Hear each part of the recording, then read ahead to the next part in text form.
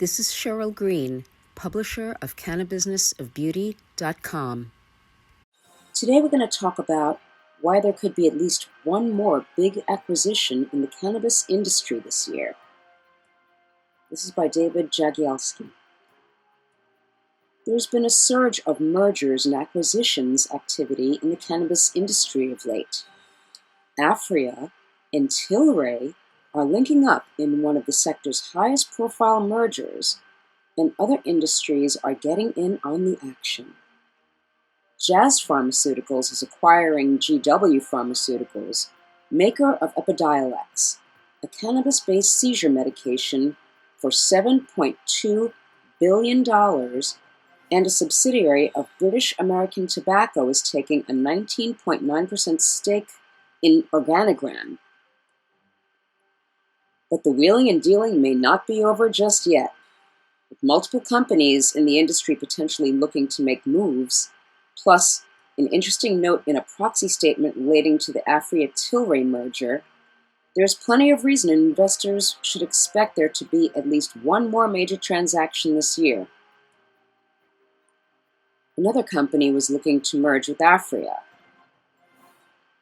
In a proxy statement filled with the Securities and Exchange Commission, Tilray disclosed that Aphria was in talks with another company about combining. Only referred to as Company A in statements, the unknown company reached out to Aphria at the time it was in discussions with Tilray. On September 13, 2020, Aphria received an offer from the entity but ultimately decided that Tilray was the better option because the proposed Company A transaction undervalued Aphria's contribution to the combined entity. Aphria's board first learned of interest from Company A in July of 2020. The proxy statement doesn't offer any details as to who the other company may have been, but there was one rumored pot producer that was looking into a possible deal with Aphria last year, and that was Aurora Cannabis. Was Aurora Cannabis the other company? In July of 2020, BNN Bloomberg reported that Aphria and Aurora had explored a possible merger. Although they say talks broke off that month, it is certainly possible that the companies started up talks again and that an offer was put together months later. However, the proxy statement says Aphria's board only learned of a company looking to engage in exploratory discussions that month. The rumored deal with Aurora was already well past that stage, with executives even discussing details as to which company would have control of the new entity. If that's true, it means that in addition to Aurora, there's a second company out there looking to merge. Sundial Growers is one with management that says it's looking at all possible options, and it has 719 million Canadian dollars in unrestricted cash that could help make a deal happen. The company first told investors it was exploring strategic alternatives, which included a possible merger when it released its second quarter results on August 13, 2020, not far from when an undisclosed company first contacted Aphria. However, there could also be other potential companies in the mix.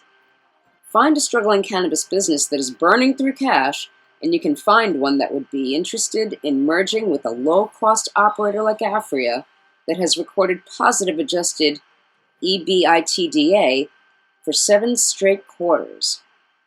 Regardless of whether there is a third company, in addition to Sundial and Aurora that could be looking to make a deal, cannabis investors shouldn't be surprised to see another potential merger or acquisition take place later this year as companies in the industry look to penetrate new markets, expand product offerings, or make any other moves that help position them for success in what continues to prove a hot marijuana market.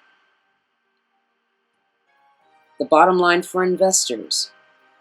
Knowing which company may have been looking to merge with Aphria may not offer investors any advantages. It is, after all, the terms of the deal that will ultimately dictate where shares of a company will go. Even an acquisition that drives long-term growth may bring companies' share price down if investors think it paid too much to another business. The important takeaway here is to always focus on value, as an undervalued business is more likely to not only be a better investment over the long term, but could be more likely to fetch a hefty premium in the acquisition.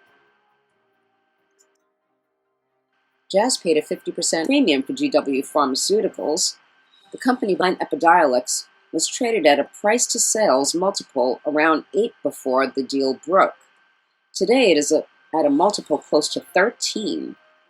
Although the average stock in the Horizons Marijuana Life Sciences Index ETF trades at only 5 times its revenue, GW Pharmaceuticals is also worth more given its impressive sales numbers.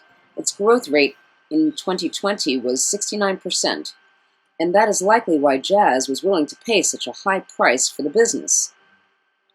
Investing in a well-valued business that is growing at a great rate and that it still has many more opportunities ahead, GW Pharmaceuticals, for instance, is rolling out Epidiolex into several European countries. It is a great way to maximize your potential returns, whether the company is in the cannabis industry or in any other sector. And potential acquirers are also likely to pay more of a premium for that type of business. So should you invest $1,000 in Aphria right now? Before you consider Aphria, you'll want to hear this. Investing legends and Motley Fool co-creators David and Tom Gardner just revealed what they believe are the best 10 stocks for investors to buy right now, and Aphria wasn't one of them. The online investing service they've run for nearly 10 decades, Motley Fool Stock Advisor, has beaten the stock market by over 4 times, and right now they think there are 10 stocks that are better buys. Stock Advisor returns as of February 24th of 2021. This article represents the opinion of the writer, who may disagree with the official recommendation position of the Motley Fool Premium Advisory Service.